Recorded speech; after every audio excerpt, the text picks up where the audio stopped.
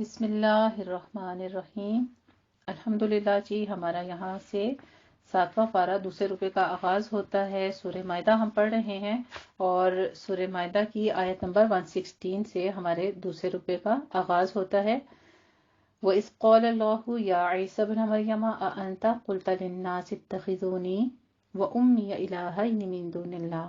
اللہ رب العزت فرماتے ہیں، اور جب اللہ کہے گا اے مریم کے بیٹے عیسیٰ علیہ السلام، کیا تم نے کہا تھا لوگوں سے کہ مجھے اور میری ماں دونوں کو معبود بنا لینا اللہ کے سوا؟ وہ جواب میں عرض کریں گے، اے اللہ تو پاک ہے، میرے لیے کیسے رواں تھا کہ میں وہ باتیں کہتا جس کے کہنے کا مجھے کوئی حق نہیں ہے۔ اگر میں نے وہ بات کہی ہوتی تو وہ تیرے علم میں ہوتی، تو جانتا ہے جو کچھ میرے جی میں ہے اور میں نہیں جانتا جو تیرے جی میں ہے۔ یقیناً تمام پوشیدہ حقیقتوں کا جاننے والا بس تو ہی ہے۔ سبحان اللہ۔ یقیناً کہہ کر حضرت عیسیٰ علیہ السلام کے کلام کے بیان سے ہمیں تصدیق ملتی ہے۔ انت علام الغیوب، اللہ سبحانہ تعالیٰ کی خوبصورت نام و صفات علام الغیوب بیان ہوتی ہیں کہ حقیقتوں کا جاننے والا، غیب کی باتیں جاننے والا صرف اور صرف اللہ کی ذات ہی ہے۔ ما قلت لہم، میں نے تو ان سے کچھ نہیں کہا مگر وہی کچھ جس کا تو نے مجھے حکم دیا تھا، اور وہ یہی بات تھی کہ بندگی کرو اللہ کی۔ یعنی ہمیں یہاں سے تصدیق ملتی ہے، دلیل ملتی ہے اس بات کی کہ انبیاء علیہ السلام بھی اپنے پاس سے کوئی بات نہیں کرتے، ان کی طرف ہر بات جو ہے وہ اللہ کی طرف سے آ جاتی ہے اور وہ وہی پہنچاتے ہیں، اور انہوں نے ہر نبی نے ہی پیغام پہنچایا، ربی و ربکم ان اعبدوا اللہ ربی و ربکم، کہ بندگی کرو اللہ کی جو میرا رب ہے اور جو تمہارا رب ہے۔ اور میں نے ان پر نگران بن کر زندگی بسر نہیں کی، یعنی میں ان پر نگران نہیں رہا جب تک ان میں موجود رہا، پھر جب تو نے مجھے اٹھا لیا اس کے بعد تو ہی نگران تھا۔ یہاں پہ وفات کا لفظ نہیں آیا، دلیل ملتی ہے کہ حضرت عیسیٰ علیہ السلام کو توفیتنی کا لفظ استعمال وہ کر رہے ہیں کہ جب تو نے مجھے اٹھا لیا تو ان پر تو ہی نگران تھا، یقیناً تو ہر چیز پر گواہ ہے۔ اب اگر تو انہیں عذاب دے تو یہ تیرے ہی بندے ہیں، اور اگر تو انہیں بخش دے تو زبردست ہے، حکمت والا ہے۔ سبحان اللہ۔ یہ بھی گفتگو کا انداز دیکھیے، آخر نبی تھے نا اور اللہ کے محبوب تھے، تو اللہ کی مخلوق کے لیے کتنا درد ہے، کتنی تڑپ ہے کہ پھر بھی پہلے تو کہتے ہیں کہ اللہ تیری ہی مخلوق ہے، تیرے ہی بندے ہیں، اور تو ہی چاہے تو سزا دے دے۔ اکثر اوقات ایسا ہی ہوتا ہے کہ ماں بھی کہہ دیتی ہے جب والد کو بچوں کی شکایت لگاتی ہے تو اس غرض سے نہیں کہ ان کو سزا یا مار پیٹ کروا لے، بلکہ ساتھ ایک نرم پہلو بھی رکھتی ہے کہ دیکھیں بچہ آپ کا ہی ہے لیکن یہ اس طرح کرے، ذرا آپ اس کو اپنے انداز میں سمجھا دیں۔ ہمارا بھی یہی طریقہ کار ہوتا ہے۔ تو کتنا خوبصورت انداز اور دعائیت کلمات جو ہیں کہ حضرت عیسیٰ علیہ السلام کی اپنی امت کے بارے میں دیکھیے کہ وہ پھر بھی کہتے ہیں کہ اگر تغفر لهم فإنك أنت العزیز الحکیم، کہ تو زبردست ہے، حکمت والا ہے، اگر تو بخش دے۔ اللہ فرمائے گا یہ آج کا دن وہ دن ہے جس دن سچوں کو ان کی سچائی فائدہ پہنچائے گی، ان کے لیے باغات ہیں جن کے دامن میں ندیاں بہتی ہوں گی، وہ ان میں ہمیشہ رہیں گے۔ اللہ ان سے راضی ہو گیا اور وہ اللہ سے راضی ہو گئے۔ یہ ان سچوں کا ذکر ہے جو اللہ کے احکامات کے بارے میں اللہ کے احکام کو سچ سمجھتے ہیں اور ان کی تصدیق کرتے ہیں اور پھر ان پر ایمان لے آتے ہیں، یہ ان سچوں کے لیے ذالک الفوز العظیم۔ تو یہاں پہ پھر ایک بار ہمیں وہی پہلا پارہ سورہ فاتحہ انعمت علیہم کا تذکرہ ملتا ہے، حقیقی نام یافتہ لوگ، حقیقی کامیابی پانے والے لوگ جن کے بارے میں آیا اولئک هم المفلحون، تو یہاں پہ آتا ہے ذالک الفوز العظیم، یہی بڑی کامیابی ہے جو ان کو عطا کی جائے گی۔ للہ ملک السماوات والارض وما فیہن وہو علی کل شیء قدیر۔ پھر آیت توحید یہاں پہ ذکر ہے، یہاں پہ سورہ مائدہ ہماری تکمیل ہوتی ہے اللہ کی وحدانیت کی دلیل دیتے ہوئے کہ اللہ ہی کے لیے ہے جو کچھ ہے آسمانوں میں اور جو کچھ زمین میں ہے، سب کی بادشاہی اور ہر چیز پر وہی قادر ہے۔ تو یہ باہمی رضامندی کا آخری مقام ہے جو ان آیات مبارکہ میں بیان کیا جا رہا ہے، رضی اللہ عنہم ورضوا عنہ۔ جس کیٹیگری کا یہاں پہ ذکر ہو رہا ہے کہ اللہ ان سے راضی ہو گیا اور وہ اللہ سے راضی ہو گئے، ہم بھی اپنے لیے دعا کرتے ہیں اس صورت کی تکمیل پر، رضیت باللہ ربا وبالاسلام دینا وبمحمد النبی صلی اللہ علیہ وسلم۔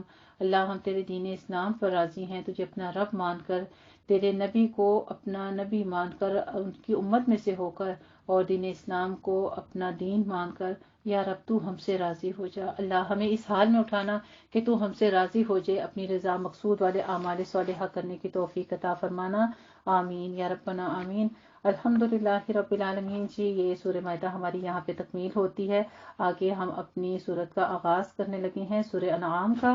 جیسا کہ پہلے بھی ذکر ہو چکا ہے تو یہ سورت بھی جو ہے یہ 1/3 حصہ جو ہے مدنی صورتوں کا تھا جو ہم آغاز میں پڑھ چکے ہیں۔ اب 7 گروپ ایسے ہیں جو مدنی صورتوں کے اور مکی صورتوں کے الگ الگ سے ہیں۔ اب مکی صورت جو ہے صرف ایک فضیلت کی حامل ہے، اس میں سورہ فاتحہ تھی جو ہم شروع میں پڑھ چکے ہیں، اس کی کل 7 آیات تھیں۔ انشاءاللہ تعالی ہم آگے سورہ انعام کا تذکرہ کرنے لگے ہیں، جس میں ہم مزید قسم کے جو موضوعات ہیں وہ پڑھیں گے، جس کا میں ذکر آپ کے ساتھ پہلے ہی آغاز میں کر چکی ہوں مختصر خلاصے میں۔ تو سورہ انعام کے بارے میں مختصر سی آپ کچھ مزید معلومات سن لیجئے کہ سورہ انعام جو ہے وہ مویشی یا چارپائے، انعام مویشی یا چارپائے کو کہتے ہیں۔ یہ بھی مکی صورت ہی ہے جو کہ مکہ میں بیک وقت آخری دور میں نازل ہوئی تھی، جبکہ حضرت نبی کریم صلی اللہ علیہ وآلہ وسلم کو اسلام کی دعوت دیتے ہوئے سال گزر چکے تھے، کتنے؟ 12 سال گزر چکے تھے آپ کو۔ اس میں زیادہ تر خطاب مشرکین مکہ سے ہے یا ان گروہوں سے جو الہامی کتب کے معتقد نہ تھے یا اللہ اور آخرت پر یقین نہیں رکھتے تھے۔ اس دعوت کے خلاف قریش مکہ نے مزاحمت کی اور ظلم و ستم کی انتہا کر دی۔ آج ہمیں اسلام کتنے آسان طریقے سے ملا ہوا ہے نا، ہمیں اس لیے قدر بھی نہیں ہے۔ یہ نبی کو دیکھیں، ان کے دور کا ذکر دیکھیں، جب وہ نبی ہوتے ہوئے اتنے تشدد برداشت کر رہے ہیں، اتنے ظلم و ستم برداشت کر رہے ہیں، یہ ان باتوں کا تذکرہ ہے۔ ذرا غور کیجئے گا یہاں پہ کہ انہوں نے ظلم و ستم کی انتہا کر دی تھی۔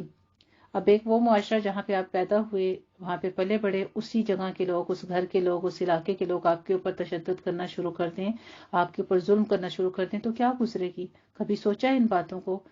پورا دھیان دیجیے کہ سورت کو پڑھتے ہوئے اسلام قبول کرنے والوں کی بڑی تعداد اس ظلم و ستم سے تنگ آ کر ہجرت کرنے پر مجبور ہوئی۔ کچھ حبش چلے گئے تاکہ عرب کے مختلف قبائل میں صالح افراد اسلام قبول کر رہے تھے اور ساتھ میں مجموعی طور پر پوری قوم تکذیب و انکار پر تلی ہوئی تھی۔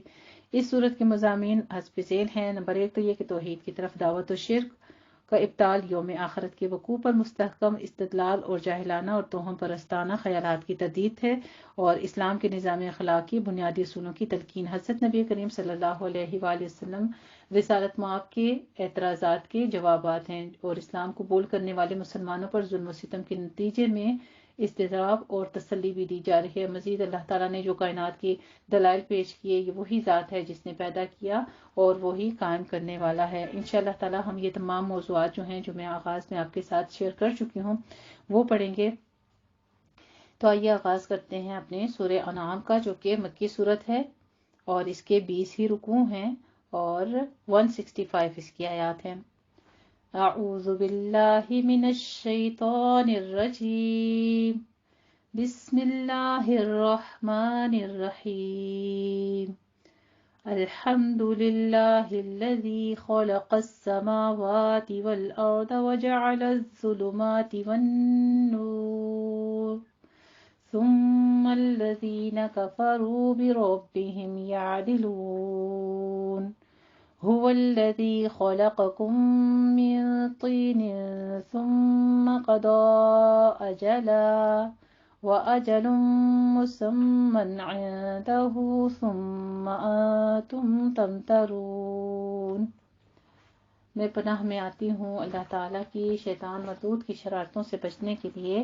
اللہ تعالیٰ کے نام کی برکات کے ساتھ میں شروع کرتی ہوں، جو بڑا مہربان، جو نہایت رحم فرمانے والا ہے۔ اللہ سبحانہ تعالیٰ کی حمد و ثنا کے ساتھ آغاز ہوتا ہے، اور آپ دیکھیے کیا ہی خوبصورت کلمات ہیں جہاں سے قرآن کا آغاز ہوا، الحمدللہ رب العالمین۔ اس صورت کا بھی آغاز، یعنی پہلا جو اس کی منزل تھی وہ تکمیل ہوتے، آگے پھر اگلی منزل کا آغاز ہوتا ہے الحمدللہ سے، کہ تمام تعریفیں، تمام شکر اس اللہ کے لیے ہے جس نے آسمانوں اور زمین کی تخلیق فرمائی اور بنایا اندھیروں اور اجالوں کو۔ پھر بھی وہ لوگ جو اپنے رب کا کفر کیا کرتے ہیں، اس کے برابر کیے دیتے ہیں جھوٹے معبودوں کو۔ وہی ہے جس نے تمہیں بنایا گارے سے، پھر ایک وقت مقرر کر دیا اور ایک اور معین وقت اس کے پاس موجود ہے، پھر بھی تم شک کرتے ہو، اور وہی اللہ ہے آسمانوں میں بھی اور زمین میں بھی، وہ جانتا ہے تمہارا چھپا ہوا بھی اور تمہارا ظاہر بھی، وہ جانتا ہے جو کچھ نیکی یا بدی تم کماتے ہو، اور نہیں آتی ان کے پاس کوئی نشانی ان کے رب کی نشانیوں میں سے مگر یہ اس سے اعراض کرنے والے بنے ہوئے ہیں۔ تو اب انہوں نے جھٹلا دیا حق کو جبکہ ان کے پاس آ چکا، تو اب جلد ہی ان کے پاس آ جائیں گے اس چیز کی خبریں جس کا یہ مذاق اڑایا کیا کرتے تھے۔ کیا انہوں نے نہیں دیکھا کہ ہم نے ان سے پہلے کتنی قوموں کو ہلاک کر دیا جنہیں ہم نے زمین میں ایسا تمکن کر عطا فرمایا تھا جیسا تمہیں عطا نہیں کیا؟ یعنی پہلی قوموں کا تذکرہ ہے جن کے پاس آپ دیکھیں کہ جہاں فرعون کا تذکرہ دیکھتے ہیں اور بڑے بڑے بادشاہوں کا، تو ان کے تو پورے پورے سونے کے محل تھے۔ ہماری آج کی مخلوقات میں تو میں نے نہیں دیکھا نہ سنا ہے کسی کے پاس کہ پورے پورے سونے کے محل، کھانے پینے کے برتن سونے کے، اور جسمانی لحاظ سے بھی بہت تقویت، اور پورے پورے پہاڑوں کے اندر اتنے بڑے بڑے محل۔ تو یہ ان قوموں کا ذکر ہے۔ اللہ سبحانہ وتعالیٰ فرماتے ہیں اور ہم نے آسمان سے ان پر می برسا دیا، موسلادھار بارش کر دی، اور ہم نے نہریں بہا دی ان کے نیچے، پھر ان کو بھی ہم نے ان کے گناہوں کی پاداش میں ہلاک کر دیا۔ اور ہم نے ان کے بعد ایک اور قوم کو اٹھا کھڑا کیا، اور اگر ہم نے اتارا بھی ہوتا یا ان پر کوئی اور کتاب جو کاغذوں میں لکھی ہوئی ہو، پھر وہ اسے چھو بھی لیں اپنے ہاتھوں سے، تب بھی یہ کافر ہی کہیں گے کہ یہ تو کھلا جادو ہے۔ دیکھ لیجئے، کتاب تو آج ہم مومنوں کے ہاتھ میں بھی ہے، اور پہلی امتوں کے ہر کسی کے پاس، ہر عام و خاص کے پاس ان کی کتابیں موجود نہیں تھی، بلکہ علماء، صرف بڑے بڑے جو علماء ہوتے تھے ان کے پاس ہوتی تھی، اور بہت ایکسپینسو ملتی تھی اگر کوئی یہ خریدنا بھی چاہتا تو، کیونکہ علماء صرف اور صرف علم کی باتیں اپنے تک محدود رکھتے تھے۔ یہ ہم مسلمانوں کو یہ معجزہ حاصل ہے، اللہ رب العزت نے ہمارے پر خاص انعام کیا ہے کہ ہمارے پاس، بچے بچے کے پاس یہ قرآن، یہ کتاب ہمارے ہاتھوں میں بھی ہے، ہمارے سینوں میں بھی محفوظ ہے۔ یہ واحد کتاب ہے جس کو اللہ رب العزت نے یہ معجزہ عطا کیا کہ جو سینوں میں بھی محفوظ ہو چکی ہے، یعنی ایک ایک حرف جو ہے وہ حفظ کروایا جاتا ہے۔ سبحان اللہ، اللہ رب العزت ہم سب کے نصیبوں میں کرے۔ اور وہ کہتے ہیں کیوں نہیں اترا ان پر اعلانیہ کوئی فرشتہ، اور اگر ہم نے فرشتہ اتار دیا ہوتا تو پھر فیصلہ ہی چکا دیا جاتا، پھر انہیں کوئی مہلت نہ دی جاتی، اور اگر ہم اس کو فرشتہ بناتے تب بھی آدمی ہی کی شکل میں بناتے، اور انہیں ہم اسی شبے میں ڈال دیتے جس شبے میں یہ اب مبتلا ہیں۔ اور اے نبی کریم صلی اللہ علیہ وآلہ وسلم، آپ سے پہلے بھی رسولوں کا اسی طریقے سے مذاق اڑایا گیا ہے، پھر گھیر لیا ان کو، ان لوگوں میں سے ان کو جو مذاق اڑاتے تھے اسی چیز نے جس کا وہ مذاق اڑاتے تھے، یعنی کہ عذاب کا۔ اے نبی کریم صلی اللہ علیہ وآلہ وسلم، قل سیروا فی الارض، ان سے کہیے کہ گھومو پھرو زمین میں، پھر دیکھو کیسا انجام ہوا جھٹلانے والوں کا۔ تو یاد رکھیے گا، یہاں پہ جو چلنے پھرنے کا، زمین میں جا کر مناظر دیکھنے کا حکم دیا جا رہا ہے، تو وہ سیرکشی کے لیے نہیں ہے بلکہ عبرت کے لیے ہے، کہ جا کے دیکھو تو ایسی قومیں جو تباہ ہوئی ہیں ان کا کس طرح سے گھر موجود ہیں، اور بستیوں کی بستیاں الٹی پڑی ہوئی ہیں۔ تو ہم لوگ جاتے ہیں میوزیمز دیکھتے ہیں، یا کھنڈرات میں جا کر اسپیشل وہاں کے جو ڈمیز ہوتے ہیں ان کے ساتھ پکچرز وغیرہ کھینچنا، یا لوگوں کو دیکھتے ہیں کہ تفریحی مقام بنائے ہوتے ہیں، جبکہ اللہ رب العزت کیا کہتے ہیں کہ دیکھو تو صحیح کہ ان کی عاقبت، ان کا انجام کیسا ہوا۔ استغفر اللہ العظیم۔ یعنی ایسی جگہوں کو دیکھ کر اللہ سے توبہ کرنی چاہیے، ڈر جانا چاہیے کہ انہوں نے نافرمانیاں کی تھی، آج دیکھو کہ کیسی غرق ہوئی ہوئی یہ چیزیں پڑی ہیں، اور وہ لوگ سب مردود ہو چکے، وہ غائب ہو چکے ہیں۔ قل لمن ما فی السماوات والارض، ان سے پوچھئے کس کا ہے جو کچھ ہے آسمانوں میں اور زمین میں۔ قل للہ، کہہ دیجئے اللہ ہی کا ہے، اس نے اپنے اوپر رحمت کو لازم کر لیا ہے۔ سبحان اللہ۔ اللہ رب العزت کی ہم پورے کلام میں پیچھے سے بھی پڑھتے آئے ہیں، ہر جگہ غفور الرحیم کا ذکر، جہاں گناہوں کا ذکر، پھر ان پہ عذاب کا ذکر، پھر ساتھ توبہ کے دروازے کھلے ملتے ہیں۔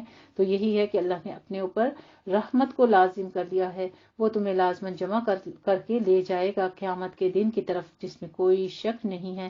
جو لوگ اپنے آپ کو خسارے میں ڈالنے کا فیصلہ کر چکے ہیں وہی ہیں جو ایمان نہیں لائیں گے۔ وَلَهُ مَا سَكَنَ فِي اللَّيْلِ وَالنَّهَارِ، اور اسی کا ہے جو کچھ ساکن ہو جاتا ہے رات میں اور متحرک ہو جاتا ہے دن کے وقت۔ وَهُوَ السَّمِيعُ الْعَلِيمُ، اللہ رب العزت کی خوبصورت نام و صفات سمیع العلیم بیان کیے جا رہے ہیں، اور وہ سب کچھ سننے والا ہے، جاننے والا ہے۔ سنتے کیسے ہیں؟ کانوں سے، لیکن اللہ رب العزت کے کیسے کان ہیں؟ یہ کبھی ہم نے تصور نہیں کیا اور نہ ہماری سوچ اس طرف جاتی ہے. بس اتنا ہمیں معلوم ہوتا ہے کہ ہمارا رب سنتا بھی ہے اور وہ ہر چیز کو جانتا بھی ہے. قل اغیر اللہ اتخذ ولیا فاطر السماوات والارض، ان سے کہیے کیسے کہ ان سے کہہ دیجئے کیا میں اللہ کے سوا کسی اور کو اپنا ولی بنا لوں جو آسمان اور زمین کا پیدا کرنے والا ہے اور وہی کھانا کھلاتا ہے، اسے کھانا کھلایا نہیں جاتا. اے نبی کریم صلی اللہ علیہ وآلہ وسلم، ڈنکے کی چوٹ پر کہہ دیجئے مجھے تو حکم ہوا ہے کہ سب سے پہلا فرما بردار میں خود بنوں اور تم ہرگز نہ ہونا مشرکین میں سے. دیکھ لیجئے یہ حکم دیا جا رہا ہے نبی کریم صلی اللہ علیہ وآلہ وسلم کو کہ شرک کی نفی آپ نے کیسے کرنی ہے. انی امرت، حکم دیا گیا ہے، مجھے آرڈر کیا گیا ہے. تو ہمارے لیے بھی یہی حکم ہے. اگر کسی قسم کا شرک جو ہے ہمارے دلوں میں ہمارے گھروں میں ہو رہا ہے تو ہم نے کیا کرنا ہے، اس کی نفی کرنی ہے اور صاف الفاظ میں کہہ دینا ہے کہ ہم نے یہ عمل نہیں کرنا کیونکہ شرک سب سے بڑا ظلم ہے. قل انی اخاف، ساتھ میں کہہ دیجئے کہ اگر میں اپنے پروردگار کی نافرمانی کروں تو مجھے خوف ہے ایک بڑے ہولناک دن کے عذاب کا. جو شخص اس دن اس عذاب سے دور رکھا گیا اس پر اللہ کی بڑی رحمت ہو گئی اور یہی ہوگی واضح کامیابی. پھر ایک اور کامیابی کا ذکر آ رہا ہے کہ شرک سے اپنے آپ کو روکنا ہے، پھر کامیابی ملے گی اور یہ واضح کامیابی کا تذکرہ ہے. وَإِن يَمْسَسْكَ اللَّهُ بِضُرٍّ فَلَا كَاشِفَ لَهُ إِلَّا هُوَ، اور اگر تمہیں اللہ کی طرف سے پہنچا دی جائے کوئی تکلیف تو کوئی نہیں ہے اس کا دور کرنے والا سوائے اس کے، اور اگر اس کی طرف سے کوئی خیر تمہیں پہنچا دی جائے تو یقیناً وہ ہر چیز پر قادر ہے. سبحان اللہ جی.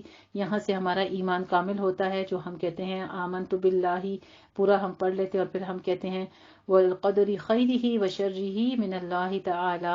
یہ وہ بات ہے کہ جب انسان ایمان کر لیتا ہے اس بات کے اوپر کہ بس مجھے جو تکلیف ملی ہے اور جو بھلائی ملی ہے اللہ کی طرف سے، تو ہمارے معاشرے کا بہت بڑا فساد اس ایمان اس عقیدے کے سبب ختم ہو جاتا ہے اور ماحول خوشگوار ہو جاتا ہے. جو ہم لوگوں پر تنقید کرتے ہیں فلاں نے میرے ساتھ ایسے کر دیا، فلاں نے ایسے، جب تک میرا رب نہ چاہے کوئی بھی ضرر نہیں پہنچا سکتا کیونکہ وہی ہر چیز پر قادر ہے اور وہ اپنے بندوں پر پوری طرح سے غالب ہے اور وہ ہے حکمت کمال والا اور ہر شے کی خبر رکھنے والا. سبحان اللہ. اللہ سبحانہ تعالیٰ کے خوبصورت نام و صفات حکیم الخبیر بیان کیے جا رہے ہیں. اے نبی کریم صلی اللہ علیہ وآلہ وسلم، ان سے کہیے کون سی چیز ہے جو گواہی میں سب سے بڑی ہے، پھر خود ہی کہیے کہ اللہ کی گواہی سب سے بڑی ہے، وہ میرے اور تمہارے درمیان گواہ ہے اور میری جانب یہ قرآن مجید وحی کیا گیا ہے تاکہ میں تمہیں بھی خبردار کر دوں اس کے ذریعے سے اور اس کو بھی جس تک یہ پہنچ جائے. الحمدللہ آج ہم تک یہ قرآن پہنچ گیا ہے. شاید ان الفاظ میں ہمارا تذکرہ ہے. مجھے تو ان آیات کو پڑھ کے ایسے ہی لگتا ہے کہ شاید یہ ہمارا ہی ذکر تھا کہ جس تک بھی پہنچ جائے. تو یہ سب وہی کی باتیں ہیں جو خبردار کرنے کے لیے ہیں. کیا واقعی تم لوگ گواہی دیتے ہو کہ اللہ تعالیٰ کے ساتھ کچھ اور بھی الہ ہے؟ کہہ دیجئے اگر تم یہ گواہی دیتے بھی ہو هو الہ واحد واننی بریء مما تشرکون، اگر تم ایسی بات کرتے بھی ہو تو میں اس کی گواہی نہیں دے سکتا. کہہ دیجئے وہ تو بس ایک ہی الہ ہے اور میں بری ہوں ان تمام چیزوں سے جنہیں تم شریک ٹھہراتے ہو. وہ لوگ جنہیں ہم نے کتاب عطا فرمائی تھی پہچانتے ہیں اس کو جیسا کہ پہچانتے ہیں اپنے بیٹوں کو. ہر ماں کو اپنی اولاد کی پہچان ہوتی ہے نا، اپنے بیٹوں کو، اپنی بیٹیوں کو، اپنی اولاد کو ہر ماں پہچانتی ہے کہ یہ بچہ میں نے پیدا کیا. تو اتنی تصدیق شدہ بات بتا رہے اللہ رب العزت کہ اللہ کے حکموں کو، ان کتابوں کو یہ اسی طرح پہچانتے ہیں جیسے کہ اپنے بیٹوں کو. البتہ جو لوگ اپنے آپ کو تباہ کرنے پر تل گئے ہیں تو وہی ہیں جو ایمان نہیں لائیں گے. اور اس سے بڑھ کر ظالم کون ہوگا جس نے اللہ پر کوئی جھوٹی تہمت لگائی یا اس کی آیات کو جھٹلایا. تو اللہ پر جھوٹی تہمت کیسے لگاتا ہے کوئی؟ جیسے ہم بات کر لیتے ہیں خود ساختہ، بعض اوقات کسی کو ڈرانے کے لیے کہ ایسے نہیں کرو، اللہ تو ایسے کہتا ہے، اللہ نے تو ایسے کرنا ہے. اللہ نے کہاں لکھا ہے؟ اللہ نے کس کتاب میں بتایا ہے؟ جب تک آپ اپنی آنکھوں سے قرآن میں، حدیث میں بات پڑھ نہ لیا کریں، خود ساختہ باتیں جو ہیں یہ اللہ کی طرف منسوب کرنا بھی بہت بڑا عذاب ہے کیونکہ ایسے لوگوں کو ظالم کہا گیا ہے.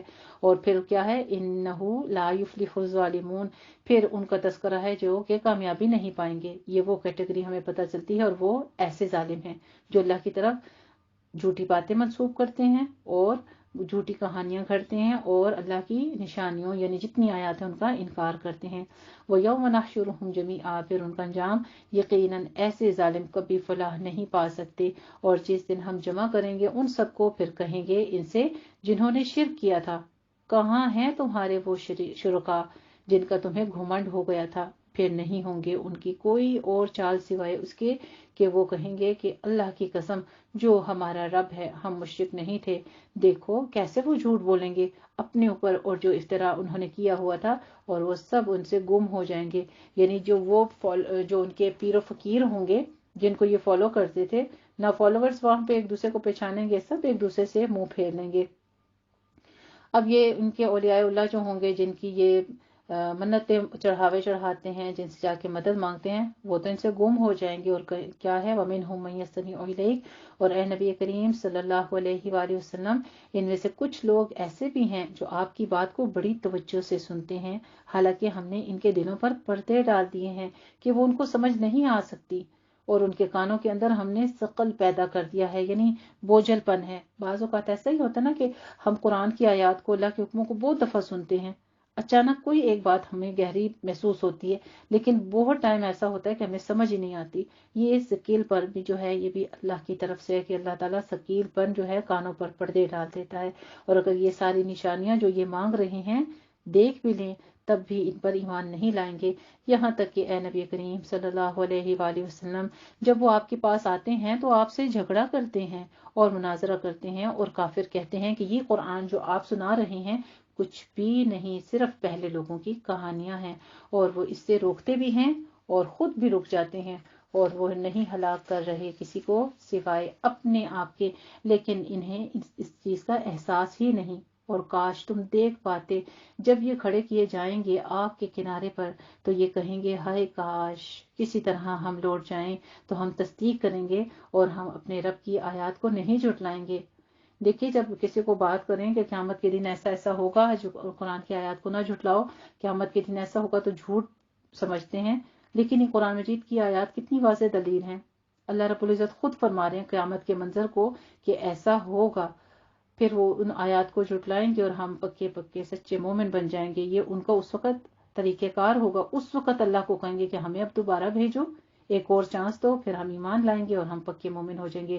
بلکہ یہ تو ان پر وہ حقیقت ظاہر ہوئی ہے جو اس سے پہلے اپنے دل میں چھپائے ہوئے تھے، اور اگر بالفرض انہیں لوٹا بھی دیا جائے تو پھر وہ وہی کچھ کریں گے جس سے انہیں روکا جا رہا تھا، اور یقیناً وہ جھوٹے ہیں۔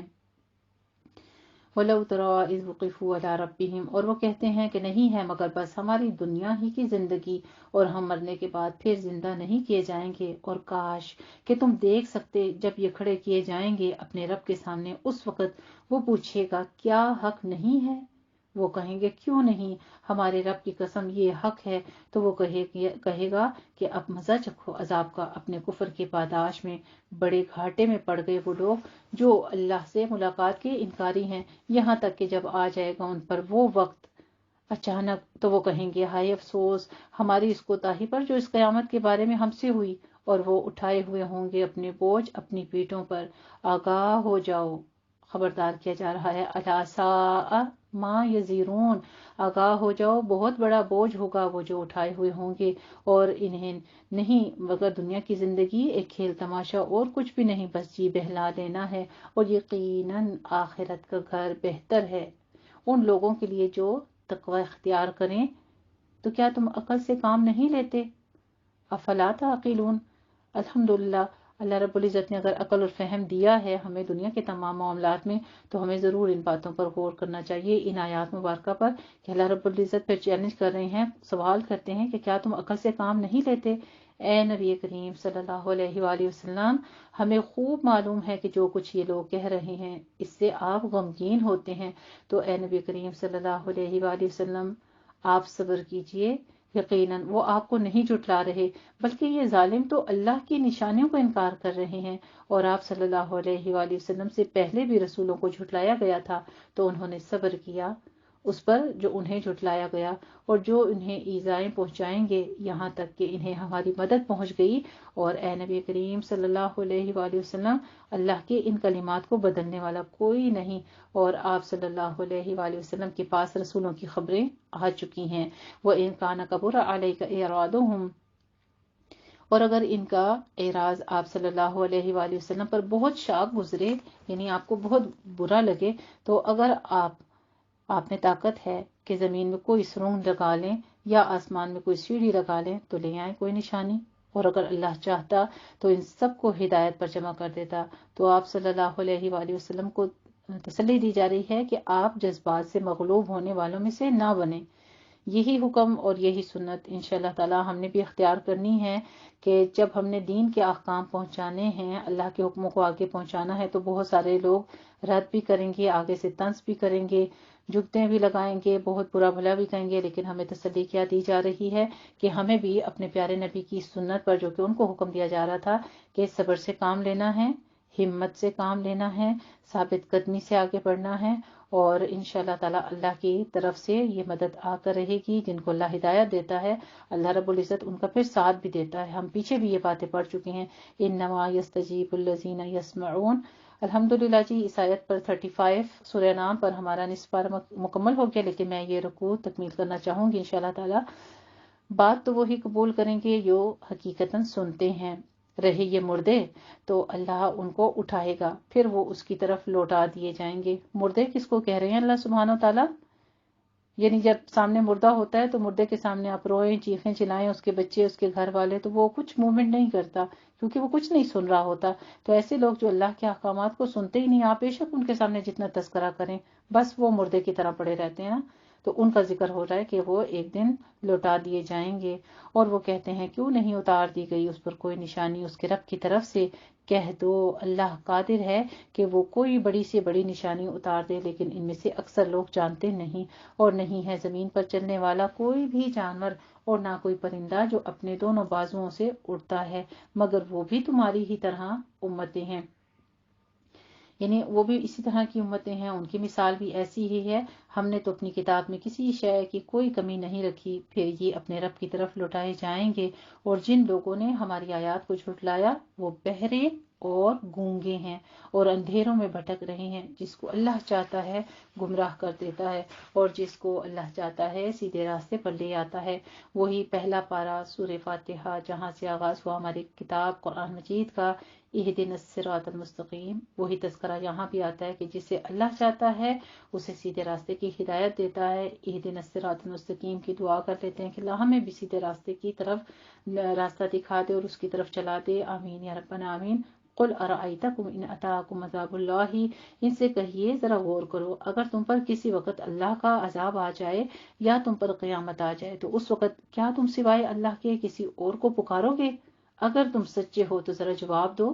چیلنج کیا جا رہا ہے. غیر اللہ تدعون، پھر چیلنج ہے ایک، تو ذرا جواب دو. بلکہ مصیبت کی گھڑی میں تو تم اسی کو پکارتے ہو، پھر اگر وہ چاہتا تو جس تکلیف کے لیے تم اسے پکارتے ہو وہ دور کر دیتا. اور ایسے موقعوں پر تم بھول جاتے ہو ان کو جن کو تم شریک ٹھہراتے ہو. وتنسون ما تشركون، یعنی ایسے وقت پہ غیر اللہ بھول جاتے ہیں، بس یا اللہ مدد یا اللہ خیر، اور استغفار ہی منہ سے نکلتی ہے. اور اسی طرح یہودی بھی ہوں، نصارہ ہوں، کافر ہوں، جو بھی ہے تو وہ اپنی اپنی زبان میں، لیکن سب اللہ کو ہی، بھگوان کو ہی کہہ کر، یا کسی بھی فارم میں جو اللہ کے نام رکھے ہوئے ہر فرقے نے، ہر طبقے نے، تو وہ اسی طرح سے، لیکن پکارتے وہ اللہ ہی کو ہیں، کیونکہ اللہ ہی ہر چیز پر قادر و مطلق ہے.